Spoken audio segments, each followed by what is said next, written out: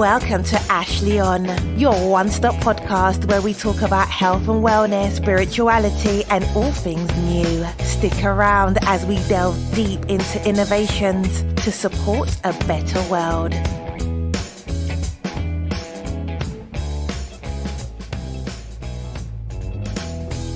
Hello and welcome to the show. Today's show is with Siobhan Maguire, who is the purveyor of healthyselftherapy.com. She focuses on hypnotherapy and quantum healing. She's a cancer survivor, which was the catalyst in getting her into this area of spirituality. We have a fantastic conversation. Siobhan is a wealth of knowledge and information. We talk about how to find what you truly want, the need to surrender, how to clear karma, and the importance of forgiving yourself. Really hope you enjoy the show. It's fantastic. Thank you. Hello, this episode is brought to you by Morrison Alley. Morrison Alley provides consulting focused around strategy, leadership, and team development, as well as AI implementations to streamline effectiveness or marketing solutions or app development, and then leadership development from our Fire and Rain leadership development team, focused on executive leadership experiences and experiential learning. Check it out, morrisonalley.com. Hello, Siobhan Maguire. Nice to meet you. Thank you so much for joining the show today. I'm so delighted to be here. Thank you for inviting me on, Ashley. And did I get the name right? I hope I did. Siobhan. You did. Well done. Awesome. Well, thank you so much. Great to meet you. I've gotten familiar with your work a little bit through Neil Donald Walsh, another interview that I did recently. First of all, can you hear me okay? Everything going on well? I can hear you wonderfully. Yeah, perfect. Awesome. So I just like to dive in, if you could just tell your story to our audience and we'll kind of go from there. But I'm interested to learn more about your story as well. I've only read just bits and pieces about it. So very excited to hear.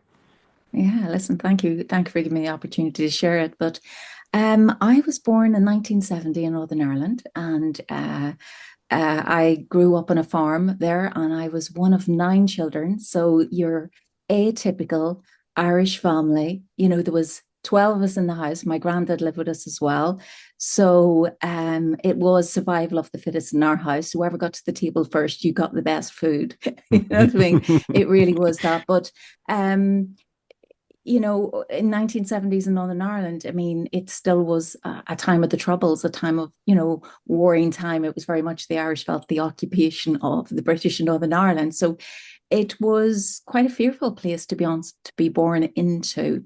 And when I came into the world, I was a twin, and I really didn't speak very much for the first 7 years of my life. I was painfully shy, and it really was because I could feel spirit and I could see spirit. So I came in with my third eye actually open, and I would see people walking around and I would see shadows walking with them. And that scared the hell out of me. Mm-hmm. So when visitors used to come to the house, I would actually hide behind the sofa. Certain people would walk in and I'd run to them because I could feel the energy, and I could feel the love in their hearts, and I could feel they were good people. But then other people would come and I would want to run and hide. I really would. So it was quite scary. And I grew up in a house as well with my granddad was very much into, talking about the banshee and talking about, spirits, maybe not so nice spirits. So there was an element of fear always there.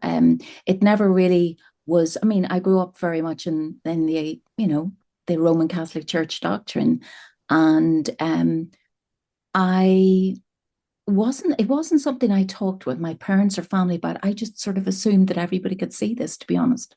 But it scared the hell out of me, to be honest. So it was about the age of 7, I remember having an experience. It was, I felt very comfortable out in nature. So I'd go by myself for little rambles in the countryside and, climb trees. And my dad had a huge big swing on a beautiful willow tree by the lake. And I'd go and sit there and I'd actually chat to little nature spirits. And, nature was my sanctuary. It really was, because there was no humans around. And sometimes the distortion that we carry around us in our energy fields, I didn't have to deal with that. So I kept myself very much to myself, even in my family. But from day one, I was always the peacemaker. So wherever sort of my siblings were sort of fighting, I was the one that my mum would send into the room to sort of make peace.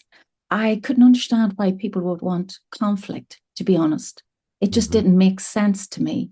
But at the age of 7, I remember being in school one day and I realized I'm going to have to change. It was just too overwhelming.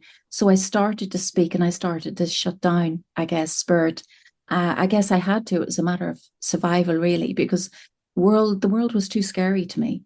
And then I guess just over time, I still kept a high element of sensitivity. And people would say to me, gosh, you're so sensitive, Siobhan. But I had to get on in the world. I had to survive. I had to get on through school. And I went on to university, and I left Northern Ireland because my father was he wanted us all to get a university qualification, but he didn't want us to get it in Northern Ireland. He wanted us to leave. So that's what I did, and going to England. And then I moved from university into corporate world and in London, and started climbing the corporate ladder, and kept on moving up, up, up, more promotions, more money. And at the age of 31, I was diagnosed with cancer. And literally, I got several warnings a couple of months before that, literally standing in the shower. And literally a voice came out of me saying, I don't want to do this anymore. And it was a very male type of voice. So it was like this other part of me was trying to tell me something. But again, I just shook it off. I was so busy. I was so programmed in the system of the corporate world and having to earn money, having to pay for a home, that I just continued, and spirit literally put me flat on my back. And that was the reintroduction of spirit back to me, because when you're lying flat on your back, and how they actually discovered it was I actually had a miscarriage. And when they were actually doing an ultrasound on me, that's when they found a very large tumor in my bladder. So that was, I would say, my big first awakening at 31. And that shifted my life over a period of a year. I decided I was going to leave the corporate world. I chose not to have, now this is only my personal situation, but I went into hospital, I had surgery, but I chose not to have the chemo. And that was my choice. I remember phoning my sister, who is a pharmacist. I had 4 sisters in the medical profession. I remember phoning my sister, who's a pharmacist, and said, what should I do? And she said, I can't make that choice for you. And every part of me knew it just wasn't for me. So then I said no to the consultant. And he said, Siobhan, if you were my mother, my sister, my wife, my daughter, I would say you have to do this. And I said, well, I'm not your mother, your sister, your daughter, your wife, and I'm not going to do it. And that felt right for me. And then that started me on a journey of discovery. I started off with Chinese medics in London and Soho. And then a friend of mine in Ireland was doing Reiki healing. And she said, listen, why don't you come back for a weekend? I'd love to do some work on you. And as soon as I lay down in her treatment bed, after 5-10 minutes, I literally was out of my body and I was a bird flying. And the freedom that I got was just immense. And I was hooked. I was like, right, this is what felt natural and normal to me. And then I said, right, I'm going to learn how to do this. So that started me. I was bitten by that bug and I wanted to know more. It was just that thirst, right? This is like open something up in me. And I trained in Reiki, I trained in Sikkim, angel therapy. I came over to the US and I trained in Louise Hay life coaching. So this was my new life now. And I became a teacher of that and a practitioner. And I loved it, and it lit me up. Basically, the lights, it was like I was like a Christmas tree. My lights had been switched off, and all of a sudden my lights were all on again. And it felt so good. And I felt alive again. I hadn't felt that alive for a long time, And I went along doing that for about 9 years. And then my father decided he was going to give me a farm of land in Northern Ireland. And at that time, I was actually living in Dublin, and no part of me wanted to move back to Northern Ireland. It was like there was this huge resistance. And I thought, well, I don't want this. And my father says, but I want to give it to you. And it was like, it just felt very, a little bit of pressure, but I can't really insult my father by saying I'm not going to take it. So I ended up taking this farm of land. And we ended up moving up there and building a home there. And that was the beginning of me finding out all about Akashic records, ancestral karma, the whole story of karma, the whole law of karma, what it means. Because as soon as we built our house there, all hell broke loose in my life. When my names went on a title deed of land, all of a sudden I realized, oh my goodness, Spirit has moved me from working with humans. I'm now been getting a baptism of fire as to energetically how to heal land now, and understanding the whole energy of the earth and the grid lines and the energy work there. So I spent 7 years, and I can honestly say it was like hell on earth, because whenever we built a house on this land, we opened up a portal to a warring place of time, which was all true. That land was in my family for about 600 years. And there've been so many tribal wars over years and years and years. We actually built our house on the remains of an old fort, you know, it was incredible. And I literally got a complete baptism of fire as to how humans leave so much scarring and so much negative energy on land, and that has to be healed, and it stays in the land until it actually is healed. So I was coming back, so Spirit had actually drawn me back to that place to heal ancestral karma. And I never even knew about any of this before. So it was complete baptism of fire. I didn't know what I got myself in there. And basically myself, and I had my 2 children there, myself and my kids, we couldn't keep on weight. We were constantly ill all the time because the energies that were radiating up from the land were quite toxic and harsh.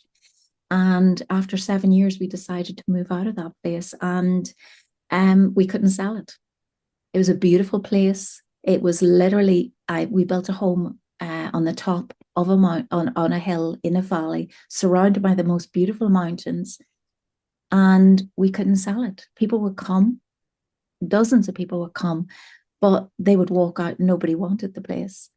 And I remember literally going up one day after a viewing, and somebody just said to me, we just don't like the energy here. And I literally lay flat down, face down on the floor of my hall. And I just was like, I don't want to be here anymore. It was just too painful. The only thing that had kept me there was my kids. And I lay down, and I had to come to a place of complete surrender. Siobhan doesn't have the answer. I thought, I'm a healer. I should be able to fix this, what is going on.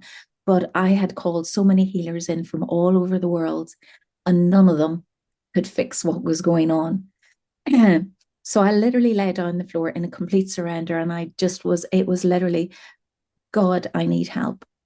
And it was like a split second later, Jesus came in right in front of me. He lifted me up and out of my body. He brought me, and I know he brought me up in front of God. And the version of God that he showed me was God with the big white beard on the fluffy cloud.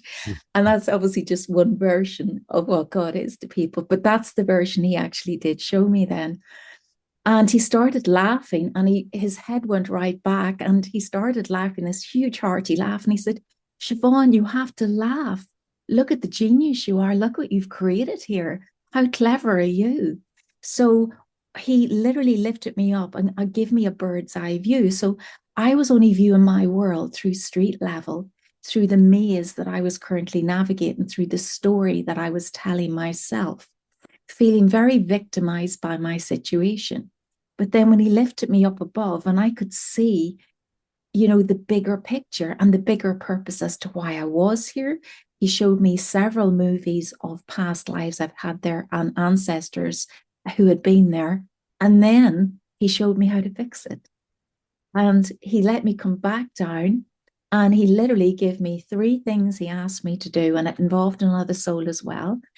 And 3 weeks later, the house was sold. We had signed contracts, and 6 weeks after that, I had the money in my bank account. So a house that we couldn't sell for 3 years, it literally sold, because he showed me exactly how to heal the land. He showed me that there was lifetimes of ancestral karma there. And what I had to do was release a huge amount of souls that were trapped on the land, invite in healing, invite in forgiveness, peace and harmony again, and shut down that portal. But he said, Siobhan, you are the key. Because I was a key, it was in my ancestral bloodline. So even though I'd invited all these other healers in, they didn't have the keys and codes in their energy fields to shut down a portal that my bloodline, my ancestors had opened. So basically, I was, from that moment in time, I was told immediately that I had to leave Ireland to allow healing to come to that place. And I moved to the south of England with my children. And we were gifted 2 years of pure bliss, heaven on earth, miracles galore. It was just incredible. And after that, he said that was around COVID time as well. And he just said to me, right, Siobhan, it's time to start doing this work for others. It's time to take people into their souls, Akashic records, take them back in a journey, and allow them to gift themselves the healing of their own personal karma, their ancestral bloodline karma. Also, we come in with country karma, and we come in with humanitarian karma. So all these layers of roadblocks and burdens that we come into this life with, that we're here to heal. He gifted me the ability to do it for myself and then for others. So that's what I've been working with people over the last number of years, in taking souls into their Akashic records and allowing them the opportunity to make peace with their past lives, to allow their ancestral bloodline to return to a state of peace and wholeness, and also to balance karma, that every individual, the country of birth that we come in, we've accepted a contract to take a certain percentage of karma for every single country that we were actually born in. So it's very, very powerful work, and it allows me to connect to spirit all the time, because lots of times people come in, we'll clear, karma with loved ones, whether they're still in a physical body or whether they're still in spirit. It doesn't matter. We invite in the higher self of that soul, and they come in, and it's so beautiful to be able to be a channel for those messages and just allow that healing to happen. So I'm very blessed, and I'm very blessed also, like with land now and with nature. Because Jesus gifted me, I would say, the vibration of harmlessness. When I go out in nature now, I'm able to connect to the trees. I'm able to connect to the rivers, the waters, the secret stone circles. I'm able to connect to the mountains and able to channel their voice. So, and all of us can do this. Every single one of us can do this. It's allowing yourself to be silent within, and then you're able to hear spirit.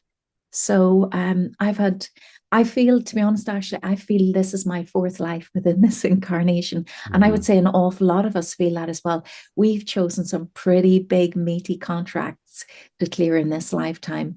And it's exciting, because we are shifting humanity leaps and bounds now. And I'm sure you probably agree, Ashley. I mean, the version of Siobhan now sitting here in front of you, looking at me this time last year, every year, the change is monumental. We're growing and changing at such an accelerated rate now. And it just shows you, never give up on yourself. Please never give up, because we can transform ourselves so quickly. I went from not wanting to be here anymore, being at the lowest version of myself ever, within an hour from being taken up to the highest levels. It was just so, your life can change in a heartbeat. It really can. So a lot of us have to come to a place of deep pain and suffering. And that's what had to happen to me, to surrender. I was fighting, because we fight our own light. And Jesus and God comes into us lots of times, and they tap us on the shoulder, and they actually give us a gift. And a lot of times we're looking down, we don't even see the gift they put right in front of us, and we reject it, And so, I channel everywhere I go. I was in Assisi only a couple of weeks ago, and I channeled St. Francis and St. Clair there. I channeled, the bells. I channeled anything that wanted to talk, the olive trees, the olive groves, the rose gardens there. I channel spirit a lot. I've been called a lot back to Ireland recently to do a lot of work on the land there in a lot of circuit sites. So there's so many exciting things energetically happening on the planet. And we're ready for this. Humanity is ready for this. And if you look at the carnival that has been going on in the world now, you've got to see, we've created it all. We've created every single thing. And there's not one person to blame. We're all part We've all been party over lifetimes to creating exactly what we're seeing now. So no one political party is responsible for all of this. We've got to understand every soul here on earth, we've all played our part. And if we're part of the problem, we're also part of the solution. So that's why every single one of us matter. Every single one of us. Wow.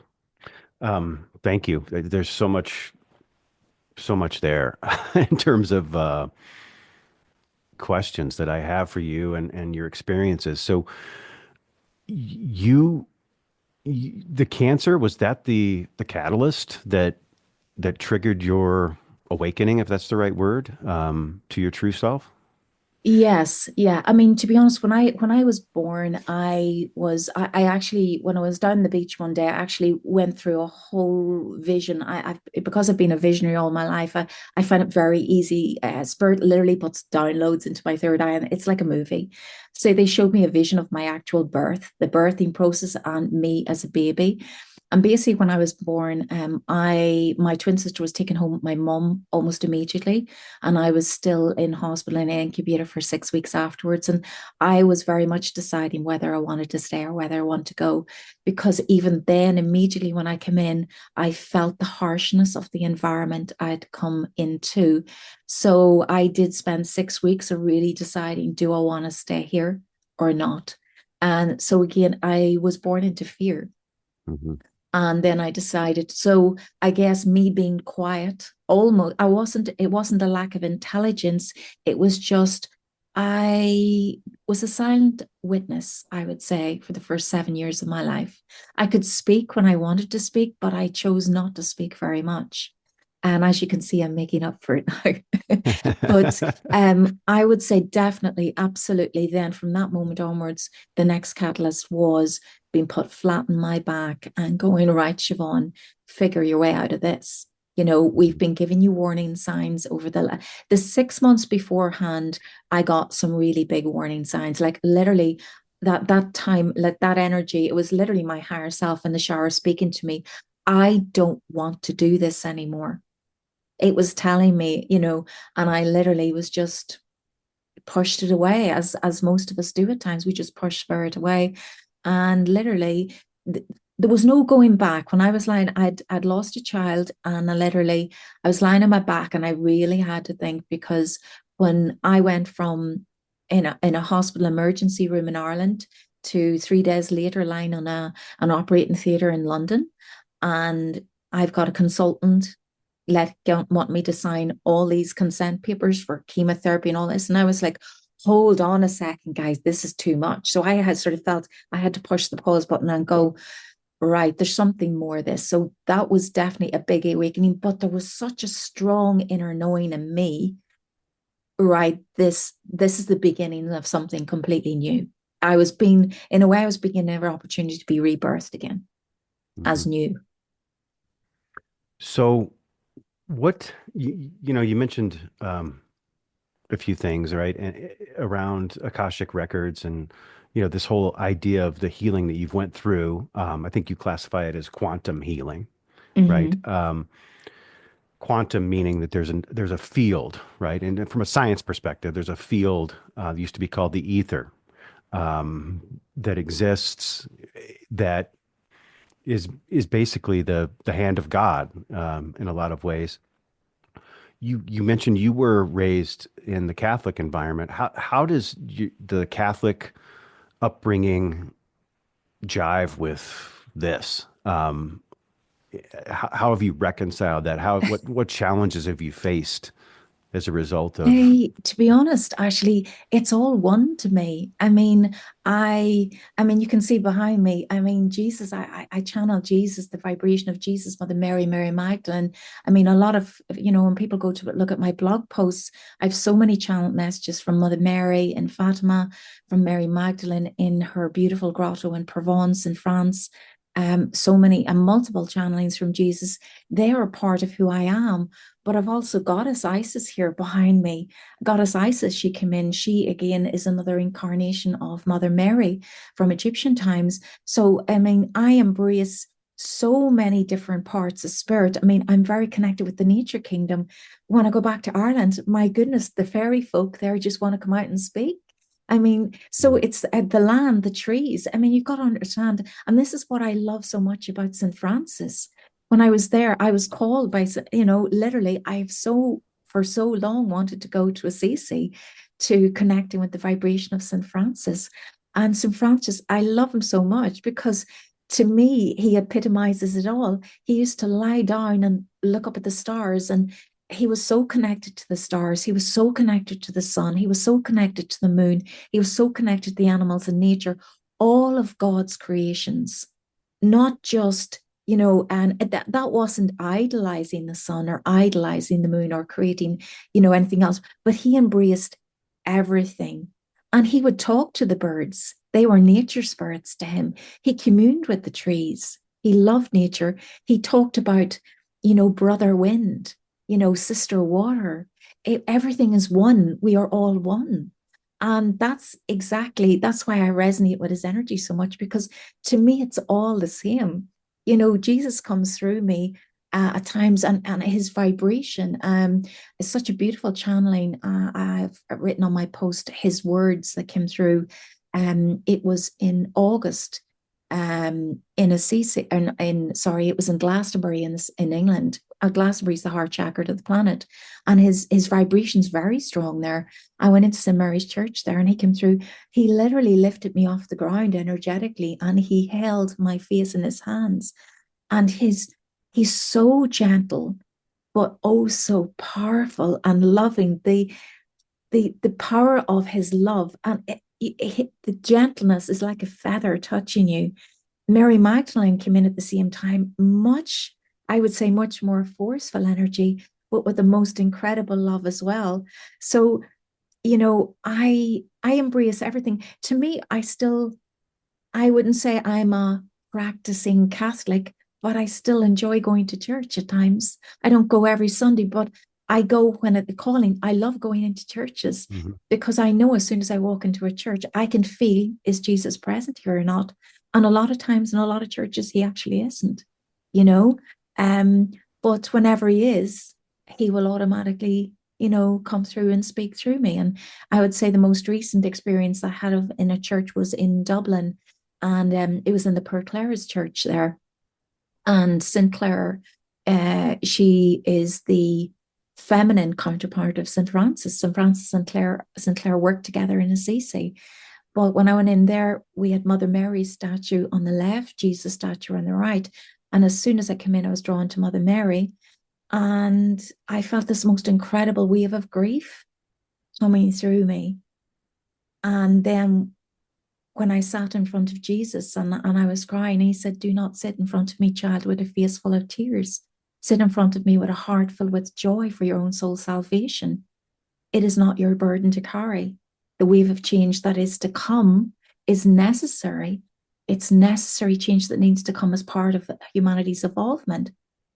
But I'm not going in there as a Roman Catholic. I'm walking in there as a human, as the spirit, the personality of Siobhan in my body. But this personality of Siobhan that's housed in this body is only one tiny aspect of me.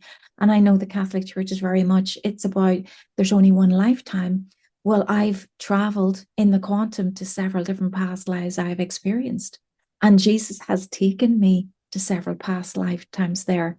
And so my heart is completely merged with Jesus, and it's completely merged with Mother Nature, and it's completely merged with all God's creations.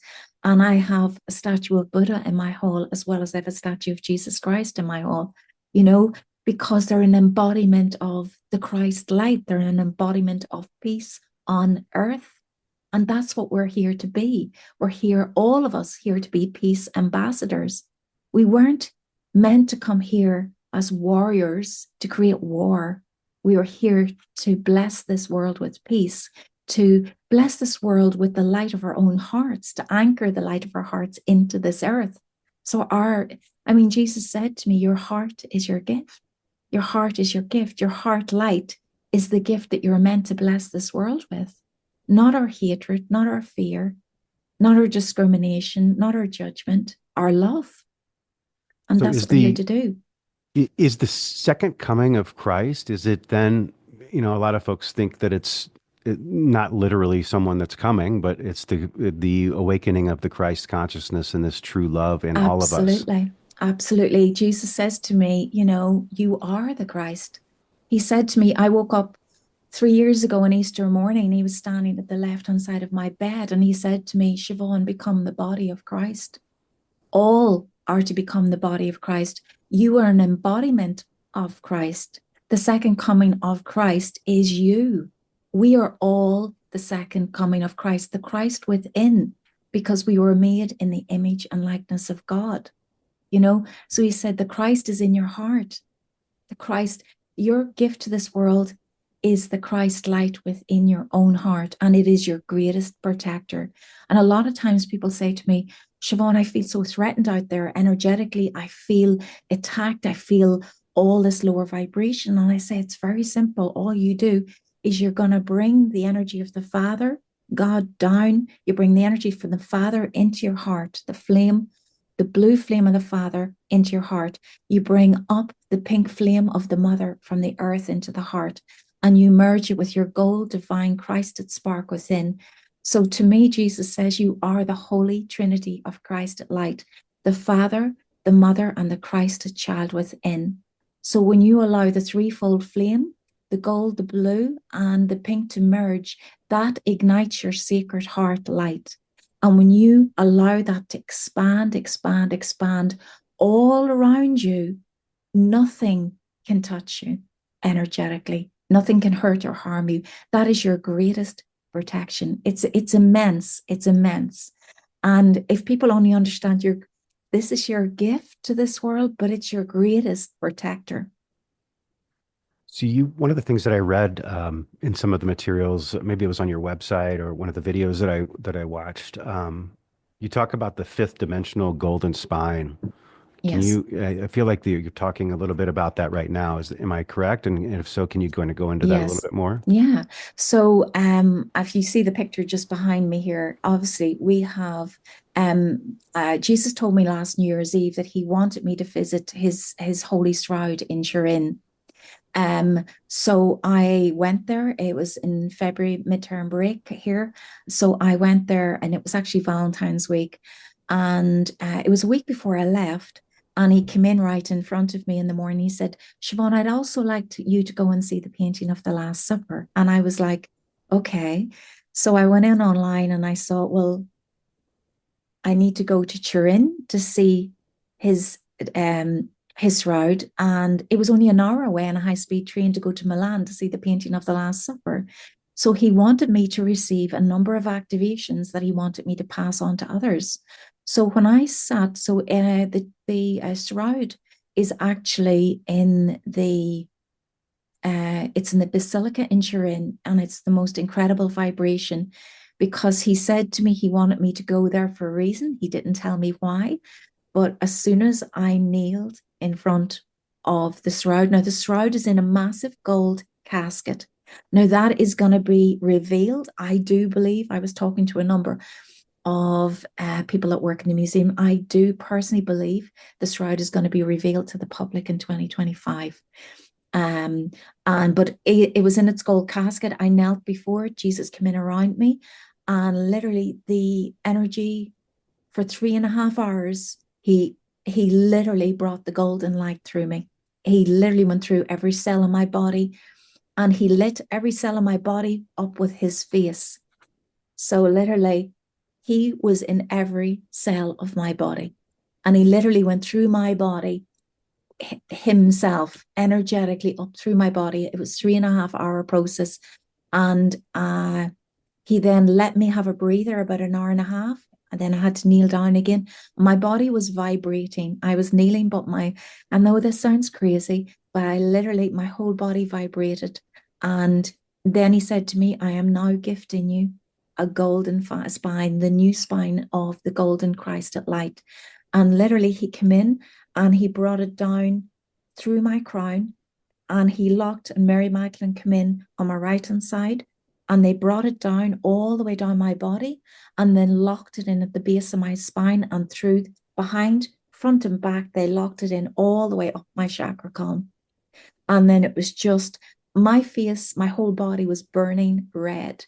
Literally, my whole body was vibrating with this Christ light. So he literally, your spine is your rod of power.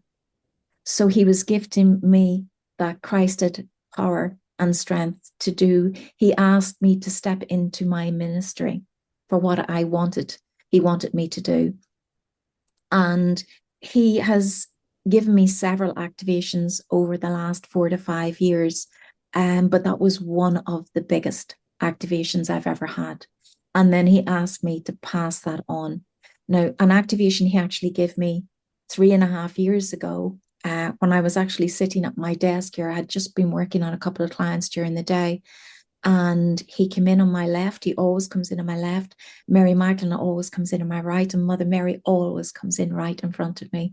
And then the goddess Isis came in right behind me, and she lifted up my arms, and they actually said, in order to totally activate the Christed light within you, you must allow the masculine and feminine within your own self to be in balance. So Jesus literally activated the left-hand side of my body with masculine energy. Mary Magdalene activated the right-hand side with my body with the feminine energy. And then they came into secret union inside my body. So the gold light, the magenta pink light, I literally became rose gold. My whole energetic body went rose gold. So they said to me the most important thing was to bring the balance of the masculine and feminine. And Jesus said, the feminine is the lock, the masculine is the key, and together we will open up the gates of the Garden of Eden on earth again. So basically, wow, we cannot do it separately. The male and female have been pitted against each other for so long now, but the feminine is rising on the planet. The masculine are, I don't know what my job is anymore, because, you know, the light that's coming in through all the, we're getting all these sunblasts coming in at us, these solar flares. And what are they? They're activations. They're activating our light bodies. They're activating the dormant codes, the Christed light within every single human to waken up to the truth of who we are. And the truth is we are the Christed light. But Jesus literally had complete honor for the secret divine feminine, which was Mary of Magdalene. And he calls her his beloved, and she calls him his beloved. Literally, they are in sacred union together, in perfect balance, harmony, love, and respect. And he said, humanity have to come to this place of resolution. The male and female must love, respect, and honor each other once again in order to return heaven on earth. Oh, it's beautiful. Maybe taking a step back. I wonder if you could talk a little bit about the Akashic records and just give a little bit for our audience in terms of what that is. I have not covered that topic on my podcast yet. I actually did interview Barry Schwartz about the Shroud of Turin, which is very interesting. If you, I can send you a link to that sometime if you'd like to take a listen. I'd love to. I'd absolutely love to. But maybe tell us, what are the Akashic records and how does that fit? Yeah, well, listen, the Akashic records, again, this is something that Jesus showed me that when he took me up out of my body at that moment of complete surrender. What he showed me was he literally brought me up to this, what the only thing I can describe it as, it was a huge cathedral of light. And from the physical realms, the only place I've ever been that even looked like it was St. Paul's Cathedral in London. It was in my memory, because I used to work beside it. It was a place I used to frequent just to get a little bit of peace sometimes at lunchtime. And it was the one thing I think he just, I guess, tried to bring me somewhere familiar, but it was a huge cathedral of light. The whole walls were lined with books. And basically, he brought me into the center of this cathedral, and he brought me up to the front of an altar, and he said, this is the altar of your soul. And This is your Akashic Hall of Wisdom, and it contains every book, every scroll, every piece of paper and parchment here contains a contract, oath, vow, pact, promise, agreement that you've ever made through time and space in any incarnation. So every thought, word, and deed you've ever had is logged in this huge library of our soul. And every single person has their own. It is completely sacred for your soul. And every single soul, when we leave the physical body, we come up to this place, our Akashic records, to be shown the movie of the life that we've just left. So basically, we're shown the movie of the life. So what did I complete? What karma, what tests, what lessons did I complete? And what was still outstanding? So what do I still need to work on? And there's, just to be clear, and Jesus, Mother Mary, Mary Magdalene, all individually have said this to me over and over again. There is no judgment in spirit. You judge yourself so harshly and you judge others. God does not judge you. And they've made that so clear time and time and time again. This is a God of love. It's not a God of punishment. That's a big difference than what we're taught, right? Yes. And every part of me knows that, feels it, and believes it. I mean, I was taken up through to the other side into my soul's Akashic, and the immense feeling of belonging. It's home. It feels home. You don't want for anything there. You just feel as if you're just cocooned in just the most sacred, beautiful, safe space. And literally, you were given an opportunity here. The Lords of Karma, can invite them in. I always invite them in. And the Lords of Karma are actually angelic powers.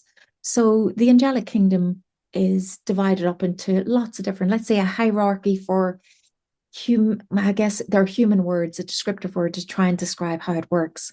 But they're quite high up in the hierarchy, and we invite them in, and basically we ask them for dispensation for karma, as much personal karma, as much humanitarian karma, as much ancestral bloodline karma, and as much country karma that a soul has taken on in this lifetime to clear, heal, harmonize, and balance. And boy, oh boy, we're very, very ambitious in this lifetime as to what we wanted to do. And sometimes it's just too much. So we are allowed right now, we didn't have the opportunity to get access to this space now, but because humanity is evolving so quickly and so fast, they have now gone, right, we're going to give them, we've earned enough brownie points, let's say, enough credits to go, we're allowing them to have access to their soul's Akashic records now to go in and to bring this state of healing, wholeness back, because it's so desperately needed. We've got to forgive ourselves. A lot of times it's so much easier to heal another person or forgive another person and let that go, but we beat ourselves up with a big stick all the time. So it's very much, when we go up into the soul's Akashic records, it's about, I forgive myself, I forgive all others who have ever hurt me, and I ask for forgiveness from all others whom I have hurt. So it's that three-pronged approach. And you can lay it all on the altar of your soul, all your pain, all your suffering, all your anguish, all your guilt, shame, and blame. You just lay it on the altar of your soul, and you can ask for that to be lifted off you. And honestly, it's as simple as that. It's so interesting to me because it is, I resonate with that very much. I find it very, very easy to forgive others. It's very hard to forgive myself for mistakes that I've made. And even though I'm a different person every day, I'm growing, and that person doesn't even exist anymore. Yes. But it's interesting. Any advice for those? I don't think I'm alone here, right? I think, I don't know. I've always found it easy to forgive others, even if they don't say they're sorry. It's just, just okay. Yes, you'll let it pass. Just let it go, right? You see, okay. What you've got to understand is when we hold on to that unforgiveness in us, that is actually taking up a huge part of our energy. It's taking up a big piece of our soul body. And because we're holding on to that, we're actually creating a block to so many other possibilities and potentialities for beauty and love and prosperity and success to come in our lives. And God wants us to let that go. And he describes Jesus as, and when I've gone into a number of churches, say, for example, the biggest burden that Jesus lifted off me, it was a burden, it was in let me just see, it was in Provence in France. I went to a little chapel in the local town, and it was supposedly the relics of Mary of Magdalene were supposed to be in the crypt downstairs. I went down there and I did not feel a vibration in that church at all. But I came upstairs, and I went at Christmas time, and there was the most beautiful, huge life-size crib there, and all the children in the local school had made all the pieces, all made out of wood, and it was so beautiful. And then all of a sudden I came up in front of the statue of Jesus, and I immediately fell to the floor. I just down on my knees, and I started to cry. And his energy came over me, and he just said, please give me your burdens. And I didn't know what the burden was, and I didn't need to know what the burden was. But he said, please, child, you cannot grow. You cannot love others. You cannot love the world. You cannot be the highest version you are unless you give me that piece of you that you feel so much shame and blame and guilt. He said, you have to hand it over to me. It took me half an hour to let it go. And Jesus is right in front of me. It took me half an hour to let that go. But when I did, oh boy, literally, when that came out, he filled it with the most beautiful love. My heart was outside my body. It was massive. And once I experienced that, I thought, I'm not holding on to any of this again, because the gift that I got in return, and you've got to understand, when you forgive yourself, you are going to be gifted with the most monumental exchange of light when you hand it over, because that is it's part of the human construct to hold on to the hurt, and we've got to let it go. We have So it been sounds really drilled. easy. How though? How do you do it? Like because I don't know that I've done it. You know what I mean? I feel like I have. I know that I've meant it. I've had conversations directly myself, but something tells me it's still there. Okay.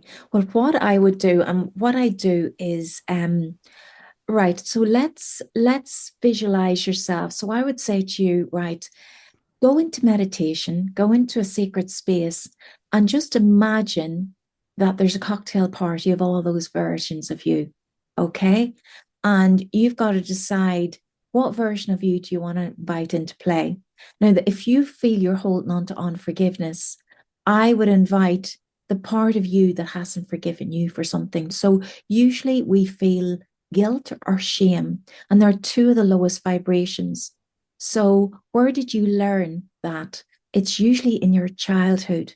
Mhm. So I would say to you, bring little Ashley out to play. So call that part of you out to stand right in front of you, just in your mind's eye. You don't need to see it, but you can feel him. Allow him to step out. Would you be aware about what you feel unforgiveness for, or you just feel there's a part of you that is feeling guilt or shame about something? What would it be? There's probably a few things that I've done that I'm not too proud of. Okay, well, you can do simply. Okay, so this is simple. I do this with my clients a lot. So what you do is take yourself into a quiet place. I want you to ask the very highest version of you to step out of you and be in front of you.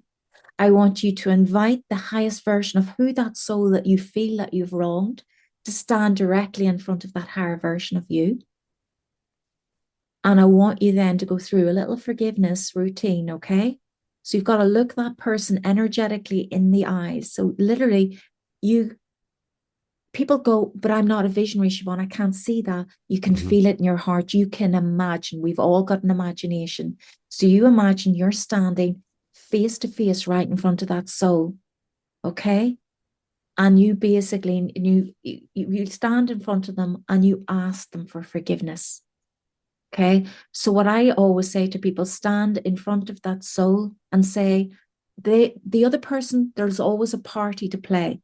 Okay. There's always a victim and there's always a perpetrator. And what are you doing? You're two actors on a stage acting out a scenario for both your souls to learn from.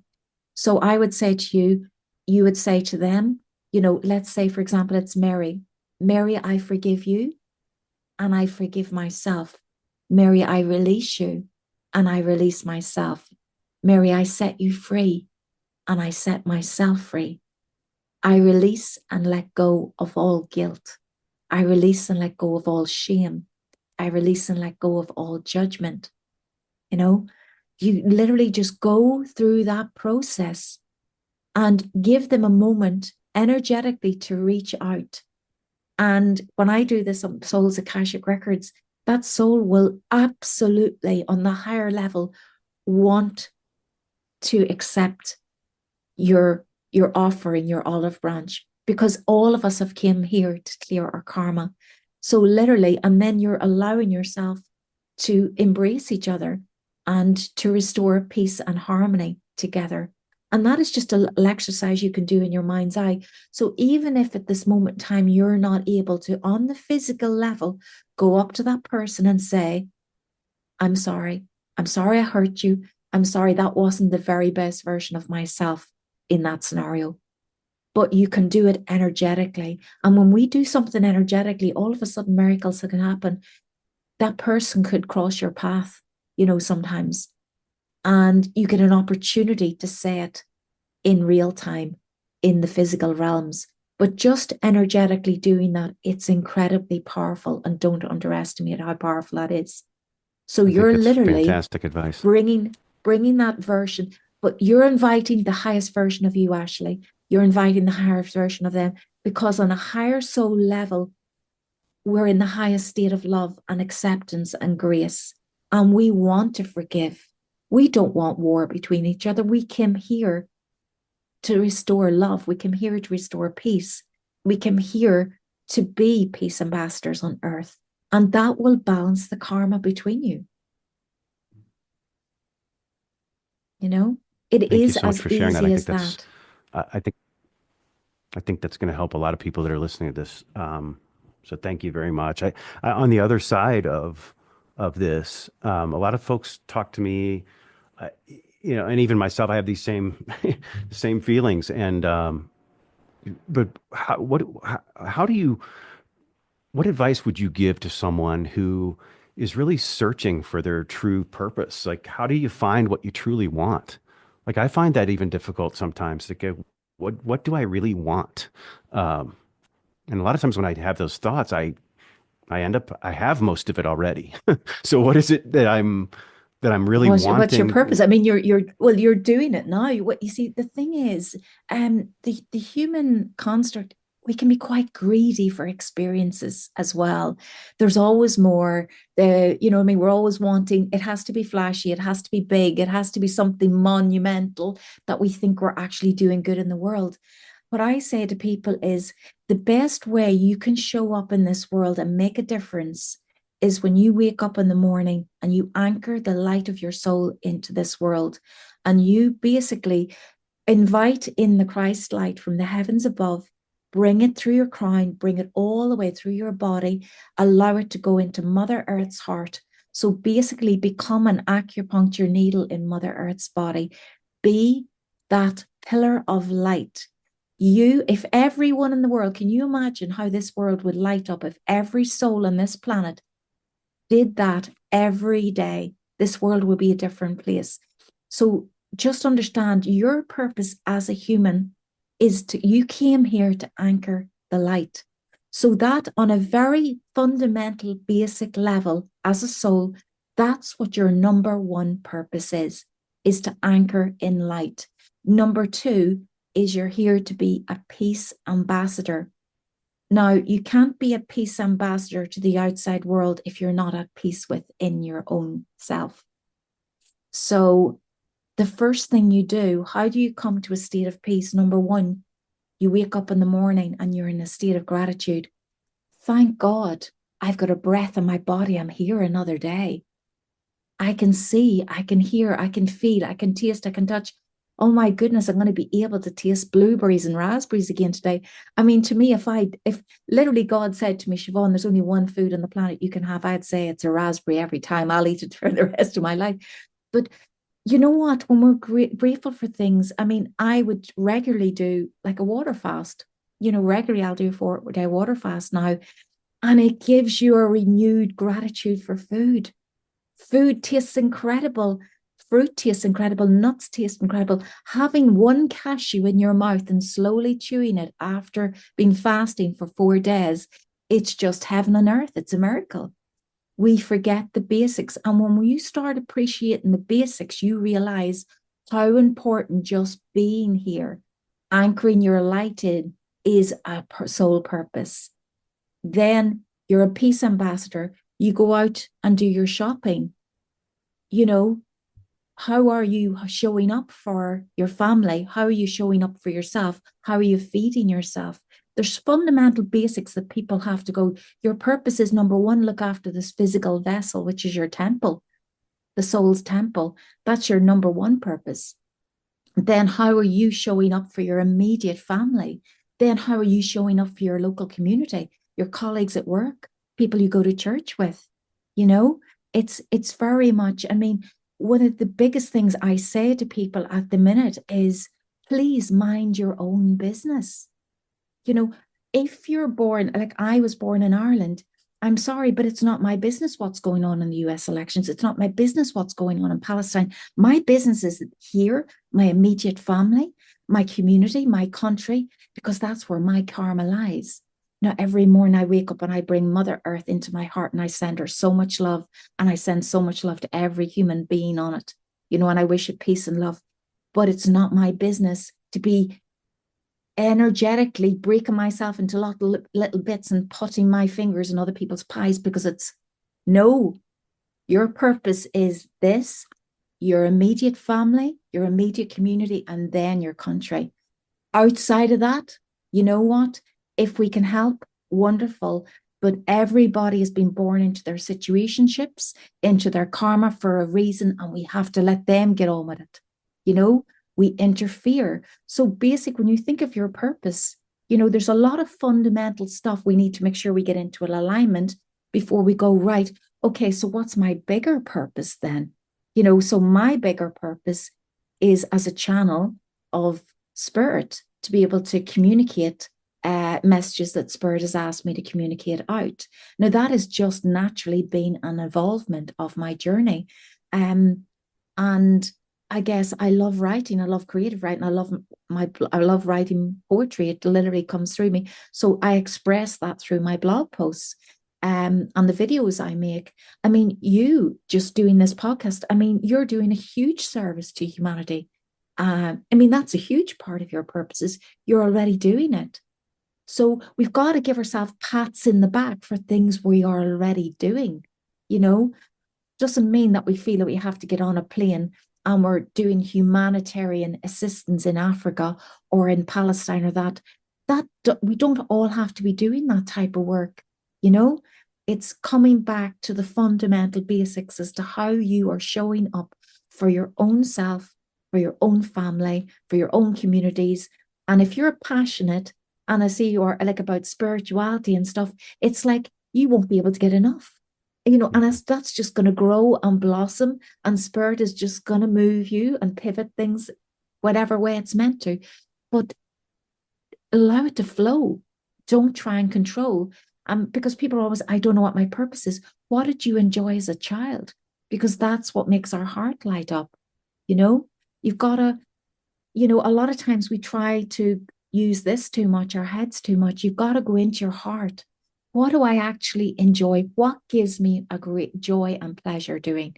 And find out how you're going to make your living with it. That is your purpose.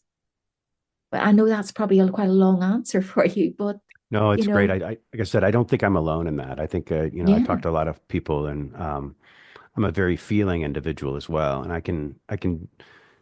I gain confidence when certain things I feel like that it's not just me, right? And so it allows me to ask the questions of people like you, that if I have a question, then chances are there's a lot of other people that have the same questions, right? And so that's really what I'm trying to do with this forum is Yes. to help spread the light. Help people I mean, have that's a big confidence. purpose, Ashley. That's a big purpose. Yeah. Well, thank you very much. I think this is a great spot to kind of wrap, and I've really enjoyed our time together. Really, thank you so much for taking the time. And if you wouldn't mind You're hanging very on a few welcome. minutes, I'd love Yeah, to sure. have a few thoughts after we sign off. But Siobhan Maguire, is there any last notes you'd like to say for the audience? Anything you'd like to Um, leave them with? would you allow me to read out a peace poem that I channeled from Please, Jesus? Yeah, please, and okay. also give your website and any other information that you would like to share as well. Yeah, I mean, my website is siobhanmaguire.com. It's as simple as that. It'll take you to healthy self-therapy, and that'll let you know all about me. And I guess, Ashley, you'll put my name up in full, Absolutely. siobhanmaguire.com. And you can click onto me there at Facebook at the bottom of that website as well, and Instagram. But this is a poem that I channeled, I would say it's about 3 years ago now. And I literally ran down the stairs one day and I knew something big was coming out, something big wanted to come through, and I wanted to run from it. You see, this is the thing, we actually want to run from our purpose and our light sometimes. And I knew I had to get out into nature. And as soon as my bum hit down on a seat out in nature in a park, this is what came through, and it was Jesus, okay? Mm-hmm. So the poem is called Our Destiny, Peace. A promise within a promise, the promise of peace. It is the friend above all friends, a love above all loves, an intimacy so great, so profound, so revealing that the human mind is yet to comprehend it. The spirit within us all knows this, understands this, embraces the expanse of it all. No constrictions, no limitations, no control. It just is as it is, always has been and shall be. Blessed are those of mind, body, and spirit who understand this, that have risen above the human trappings of the human world, who have embraced all that which is within, so that they may just be. This is not a fantasy. This is not an illusion. This is not delusional. This is. You can't run from it. You can't hide from it. The harder you run away, the harder it will chase you. Stop running. Stop searching. Stop hiding. Stop acquiring more. You have already arrived. You have all you need. Bliss within bliss. Love within love. Peace within peace. Man's biggest lesson. Oh, it's beautiful. Siobhan Maguire, thank you so much. Thank you. Hello, this episode is brought to you by Morrison Alley.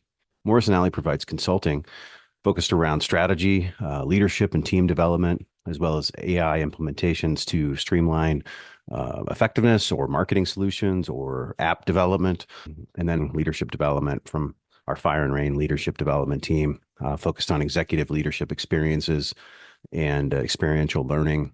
Check it out, morrisonalley.com. Thanks.